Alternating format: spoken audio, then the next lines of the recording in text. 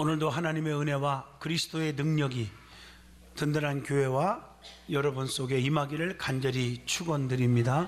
사무엘하 7장 8절로 16절을 통해서 하나님께서 다윗에게 주신 언약이라 하는 제목으로 함께 은혜를 나누고자 합니다.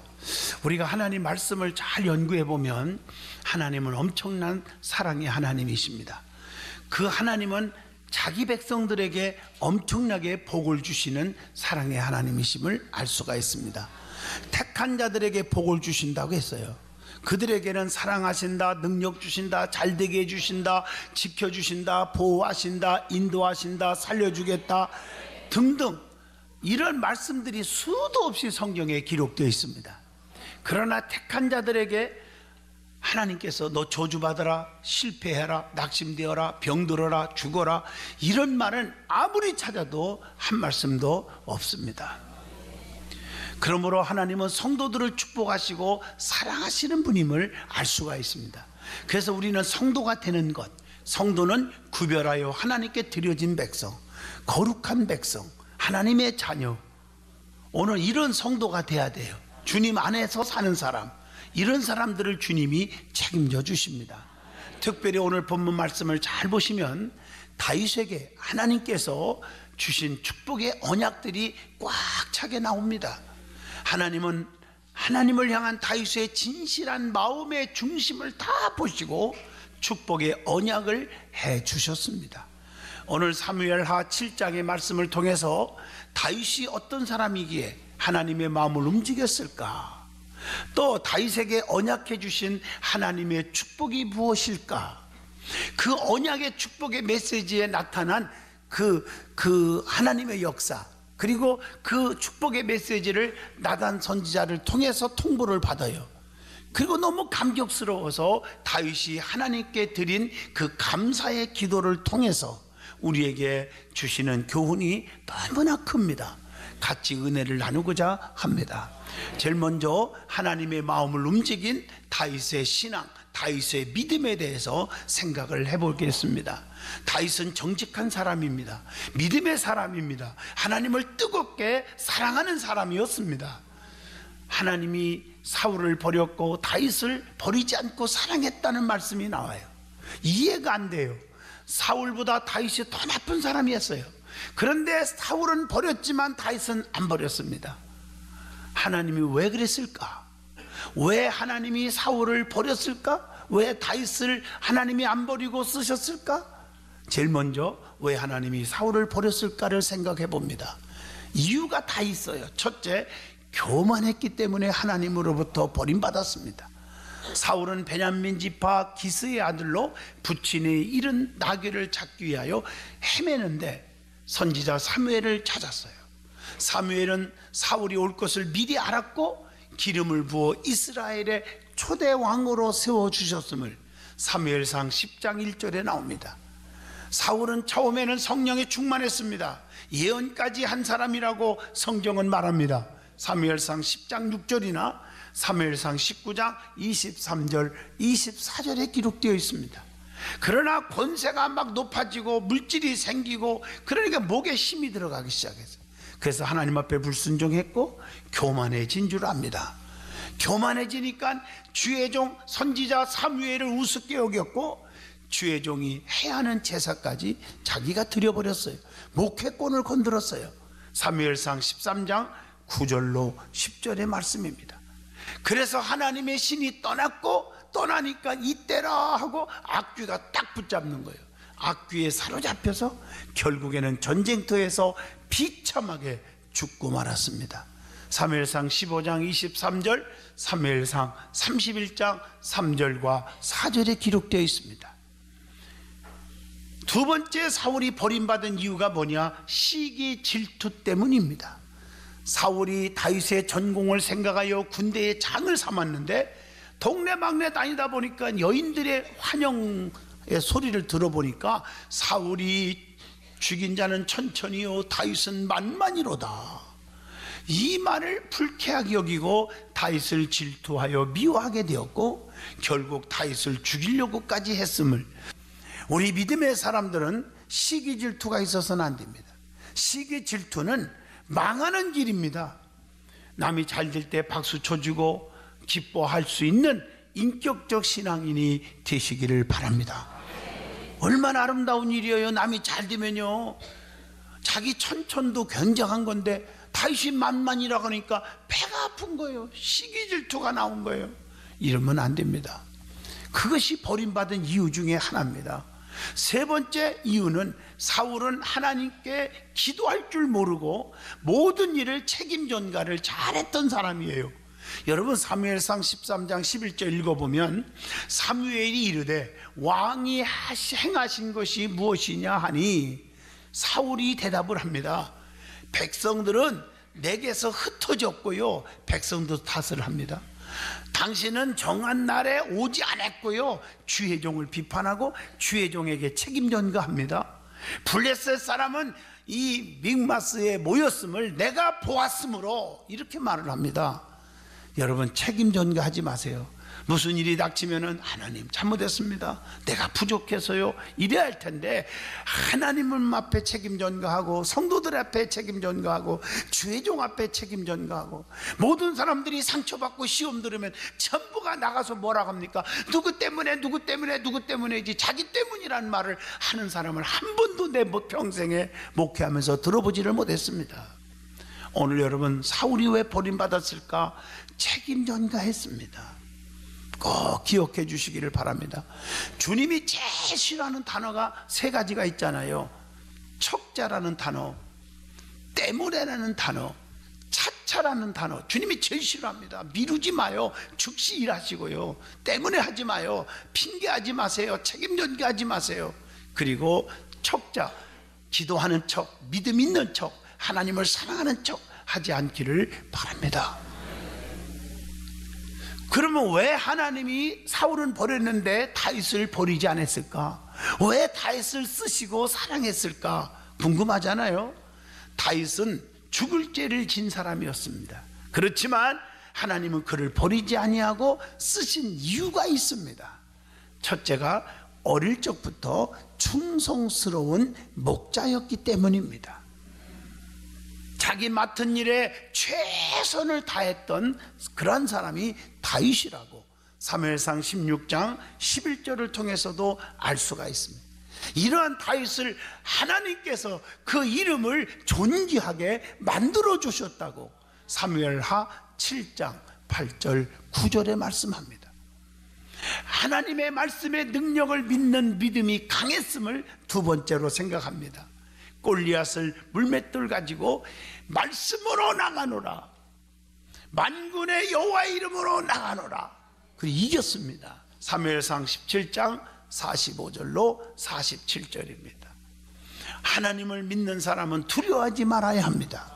시편 3편 6절에 천만인이 나를 에워싸 진을 친다 할지라도 나는 두려워하지 아니하리이다. 우리 믿는 사람들은 전능자 하나님의 능력을 믿기 때문에 두렵지 않습니다. 다윗은 이런 믿음이 있었어요. 그 무시무시한 골리앗 앞에서 애친 소리란 말이에요. 세 번째, 다윗이 왜 버림받지 않고 하나님 앞에 쓰임받았을까? 나단 선지자의 책망을 받을 줄 아는 겸손한 사람이었습니다. 사무엘하 12장 13절로 14절입니다.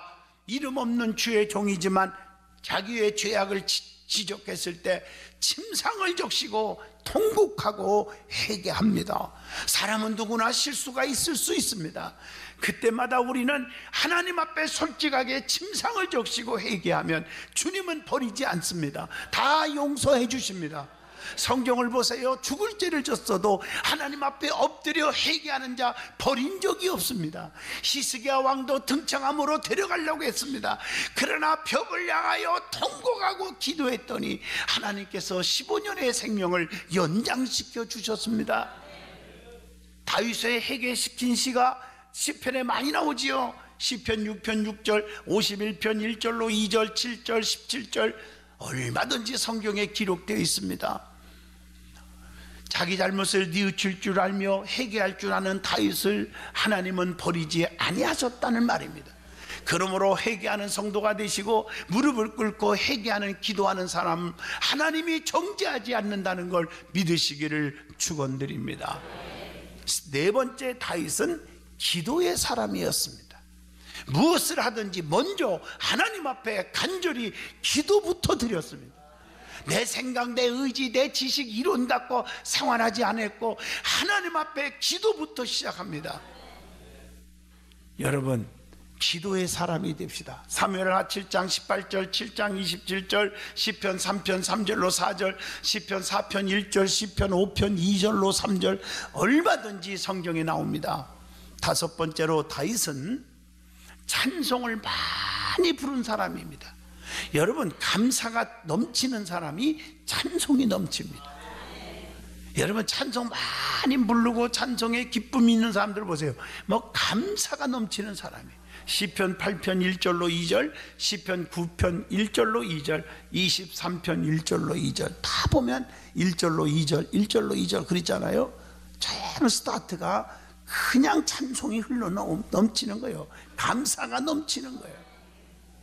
여섯 번째, 다윗은 성전을 향한 뜨거운 마음이 있었다는 것입니다. 그래서 하나님이 쓰신 거예요. 하나님의 법궤를 걱정하는 다윗의 마음이 사무엘하 7장 1절로 2절에 보면 하나님의 마음을 감동시켰다. 하나님의 법궤를 귀하게 여겼어요. 그래서 복을 받았어. 하나님의 법궤는 아론의 쌍난 지팡이 만나드는 금항아리 십계명이 있었잖아요. 이 말은 두 가지 의미, 하나님의 임재 그리고 하나님의 은혜를 잊어서는 안 된다. 이게 법궤입니다. 그 하나님의 법도를 지켰고 그 법도를 귀하게 여겼단 말이에요. 사무엘하 6장 12절의 말씀입니다. 성전을 건축하고 싶은 마음을 평생 갖고 있었어, 다윗은. 그래서 하나님께서 감동하시고 칭찬하셨음을 열왕기상 8장 17절로 18절에 말씀합니다. 하나님은 그 마음을 보시고 다윗에게 엄청난 축복을 주셨고 아들 솔로몬에게 성전을 건축하게 하셨음을 열왕기상 5장 5절에 기록되어 있습니다. 하나님의 영광은 어디에 충만합니까? 장막에 충만하다. 출애굽기 40장 34절입니다. 오늘 이곳에 하나님의 영광, 하나님의 은혜가 우리 든든한 교회의 성전에 충만할 줄로 믿습니다. 이런 다윗을 얼마나 사랑하시는지 성경에 보면요, 다윗의 이름이 몇 번 나온다고 생각하십니까? 무려 800번 이상 다윗의 이름이 나와요. 얼마나 멋집니까? 다음으로 은혜 받을 말씀은 하나님께서 다윗에게 주신 언약의 축복입니다. 이런 다윗에게 하나님께서 언약의 축복을 주셨어요. 그게 본문 8절로 16절의 말씀입니다. 오늘 저와 여러분 이 언약의 축복을 다 받으시기를 바랍니다. 하나님은 다윗의 진실한 마음을 보시고 직접 성전을 건축한 사람이나 다름없는 큰 축복을 언약으로 축복하신 줄로 믿습니다. 하나님 우리의 마음을 다 꿰뚫어 보십니다. 지금 우리의 심령을 꿰뚫어 보고 계십니다. 진실한지 거짓인지 꿰뚫어 보고 계십니다. 그러면 하나님의 언약의 축복이 무엇인지를 한번 성경을 통해서 찾아봅니다. 첫째, 사무엘하 7장 8절입니다. 왕으로 세워 주권자로 만들어 주시는 언약입니다. 하나님은 다윗이 들에서 양치는 충성스러운 모습을 보시고 사무엘을 통해서 왕으로 세웠음을 사무엘상 16장 11절에 나옵니다. 다 도망갔지만 다윗은 끝까지 째약빛에서 맹수의 위험을 무릅쓰고 양을 지키고 있었어요. 남들은 알아주는 자 없고 보는 자 없었지만 하나님은 보고 계셨습니다. 하나님은 중심을 보시고 택하신다고 하는 사무엘상 16장 7절의 말씀, 동행하는 복을 두 번째 약속하셨습니다. 하나님은 우리가 어디 가나 동행해 주실 줄로 믿습니다. 하나님은 어디를 가든지 항상 함께 하셔서 대적을 내 앞에서 멸하게 해주신다고 성경은 말하고 있지 않습니까? 하나님은 늘 임마누엘 해주시는 하나님이십니다. 사무엘하 8장 6절이나 사무엘상 18장 14절에 기록되어 있습니다. 하나님은 언제나 우리를 높여주십니다. 시편 89편 19절의 말씀입니다. 세 번째로 어떤 언약을 주셨을까? 존귀의 복을 약속하셨어요. 사무엘하 7장 9절 내 이름을 위대하게 만들어 주리라 그랬어요. 위대하게 만들어 준대요. 존귀함은요, 하나님께서 주시는 거예요. 내가 많은 사람 앞에 인정받고 사랑받고 존귀 여김을 받고 싶다고 되는 게 아니라 하나님이 해주시는 거예요. 하나님이 높여주시고요. 고린도전서 12장 24절에요. 그래서 하나님은 어떤 자에게 높여주시고 존귀 여겨주시느냐? 잠언서 15장 33절, 여호와를 경외하는 것은 지혜의 훈계라, 겸손은 존귀의 길잡이니라. 겸손하면 하나님이 주시는 거예요. 그리고 베드로전서 1장 7절 보면요, 시련을 극복하면 하나님이 존귀하게 만들어 준다는 거예요. 우리에게 닥쳐오는 환난, 핍박, 고난, 시련 잘 견디시기를 바랍니다. 포기하거나 낙심하거나 좌절하고 그러지 말고 잘 견디면 하나님께서 존귀 여겨 주신다는 거예요. 그래서 베드로전서 5장 10절 보면요, 고난 후에 더 견고케 하시는 말씀이 나오지 않습니까? 비가 억수로 온 다음에 땅이 굳어지고 하늘이 맑고 공기가 깨끗해지고요, 만물이 소생하는 것처럼요. 힘들다고 낙심하지 마세요. 고난 속에서 더 큰 열매가 있음을 성경은 말하고 있잖아요. 네 번째, 안정된 복을 약속하셨습니다. 사무엘하 7장 10절 보면은요, 거기에 보면 내가 또 내 백성 이스라엘 위하여 한 곳을 정하여 그를 심고 거추게 하며 다시 옮기지 못하게 하며 악한 종류도 다 없애고 그들을 해하지 못하게 한다. 안정되게 살게 한대. 거기 보면 심고 옮기지 않게 하며 해하지 못하게 한다. 안정하게 해준다. 안정, 유리하지 않도록, 방어하지 않도록 해주신다고 하는 열왕기하 21장 8절의 말씀을 주시고 계신 겁니다. 이것은 정착하여 안전하게 살도록 보호해 주시고 인도하고 지켜주시고 사랑해 주시는 복입니다. 든든히 서가는 교회, 든든히 서가는 여러분의 직분, 든든히 서가는 가정, 든든히 서가는 직장과 사업, 든든히 서가는 자녀가 되시기를 주님의 이름으로 축원드립니다. 다섯 번째 복은 평안의 복을 약속하십니다. 사무엘하 7장 11절, 평안의 복입니다. 성도의 복 중에 가장 귀한 복은 평안입니다. 평안. 자식이 속썩이면 평안이 옵니까? 암에 걸려 죽게 되면 평안이 옵니까? 교통사고 나서 다리가 부러졌는데 평안이 옵니까? 가정에 시끄러운데 평안이 옵니까? 평안은 형통인 줄로 믿습니다. 여러분의 평안이 오기를 바랍니다. 다윗에게 있어서 나라의 안녕과 번영을 약속하시는 복입니다.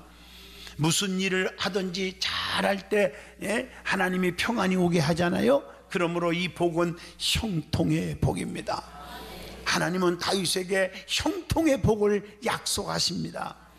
그리고 여섯 번째, 다윗의 집을 약속합니다. 야, 성경에 보면요, 이 땅의 집도 중요하고 하늘나라에 가서 하나님이 지으신 집, 수정같이 깨끗하고 맑고 빛나는 집 준비되어 있어요. 우리는 천국에 가면 그 집에 살 수 있어요.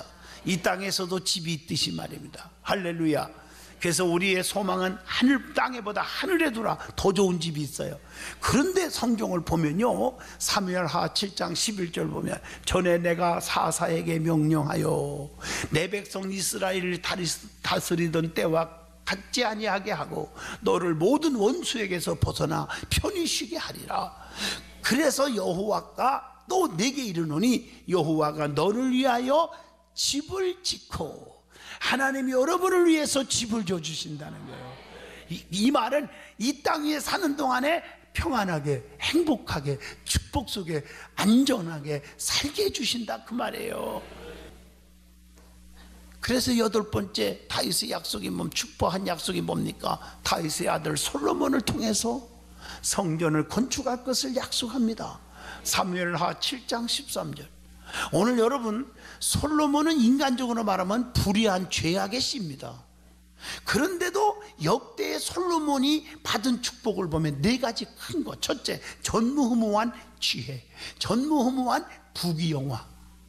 전무후무한 부귀영화 지혜를 얻을 뿐 아니라 성경을 보세요.